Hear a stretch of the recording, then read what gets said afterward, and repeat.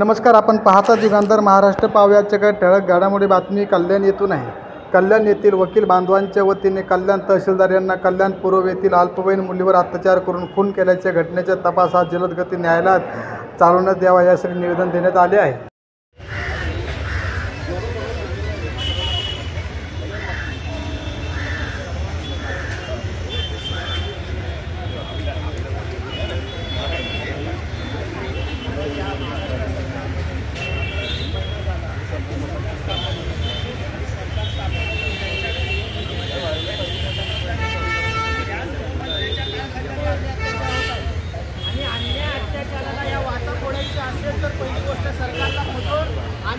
वाढवलं गेलं पाहिजे प्रशासनाच्याकडून आणि महिलांवर अत्याचार होणार नाहीत याची काळजी घेतली पाहिजे.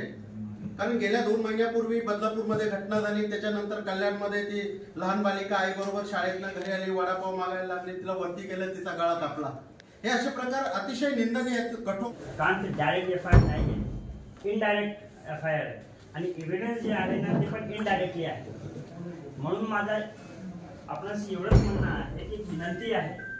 बघा, वकील रस्त्यावर येतो याच्यातच सगळं काही आलेलं आहे. एरवी वकील रस्त्यावर येत नाही. ही घटना जी आहे कल्याण पूर्वेतली, हे शेजारीच्या व्यक्तीने असं करावं.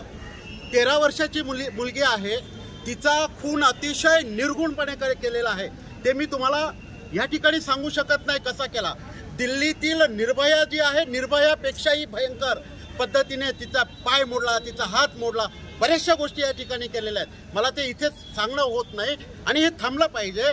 आणि म्हणून मी तहसीलदार साहेबांना, आम्ही सर्वांच्या वतीने जाऊन विनंती केली की साहेबांनो, की या ठिकाणी या गुन्ह्याचा तपास व्यवस्थित करा, कुठेही लूपहोल राहणार नाही त्याची काळजी घ्या. आणि चार्जशीट दाखल झाल्यानंतर फास्टॅग म्हणजे 4-4 महिन्याच्या तारखा नको, डे टू डे मॅटर चालवण्यात यावं आणि लवकरात लवकर गुन्हेगाराला शिक्षा व्हावी, ही विनंती आम्ही माननीय तहसीलदार साहेबांमार्फत सरकारला केलेली आहे. जोशी बोलते. आज आम्ही सर्व वकील, महिला व पुरुष वकिलांनी माननीय तहसीलदारांना या कल्याण ईस्टमधलं जो घटना आहे त्या संदर्भात निवेदन दिलेलं आहे आणि त्या केसमधल्या आरोपीला पर्टिक्युलरली लवकरात लवकर केस चालवून, जसं जगताप साहेबांनी सांगितलं, डे टू डे हिअरिंग करून त्याला जास्तीत जास्त शिक्षा व्हावी यासाठी निवेदन दिलेलं आहे. ह्याच्या अंतर्गतच मी बोलते, विषयाला धरूनच बोलते. कल्याणमधील महिलांवर होणाऱ्या अत्याचाराला आळा घालण्यासाठी आम्ही वारंवार विनंती करतो प्रशासनाला.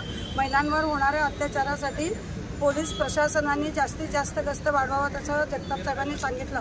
तसं इतर महिलांसाठी जे कायदे आहे त्याच्या अंमलबजावणी व्यवस्थित व्हावा आणि त्यांच्या सुरक्षतेसाठी पोलिसांनी वेगवेगळे पथक तयार करावी आणि त्यांच्या फिर्याद लवकरात लवकर घेण्यात यावी. त्यांना जास्त वेळ पोलीस स्टेशनला थांबवून ठेवू नये.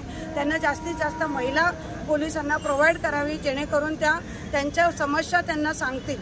आणि मुली जर मिसिंग असतील त्यांची दखल लवकरात लवकर घेण्यात यावी आणि 24 तासात त्याचा तपास करावी.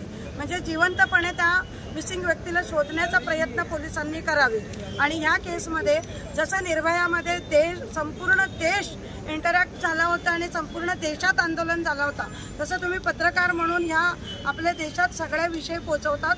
तसं कल्याणमधलं जी निर्भया आहे तिचे जे विषय आहे संपूर्ण देशात पोचवावे, जेणेकरून प्रशासनापर्यंत हा विषय जायला पाहिजे आणि महिलांच्या सुरक्षतेसाठी प्रशासनाने जास्तीत जास्त दक्षता घ्यायला पाहिजे. तसं निर्भयासाठी त्याचा देश संपूर्ण पेटून उठले होते, जेणेकरून वकील जर रस्त्यावर येतात त्याच्या विषयाचं गांभीर्य सगळ्यांना समजलं असेल. तर ह्या विषयाचं गांभीर्य आपल्या राज्याच्या होम मिनिस्टरला आणि देशाच्या होम मिनिस्टरला पर्यंत तुम्ही पोचवावी, म्हणजे महिलांच्या सुरक्षतेमध्ये जास्तीत जास्त वाढ होईल.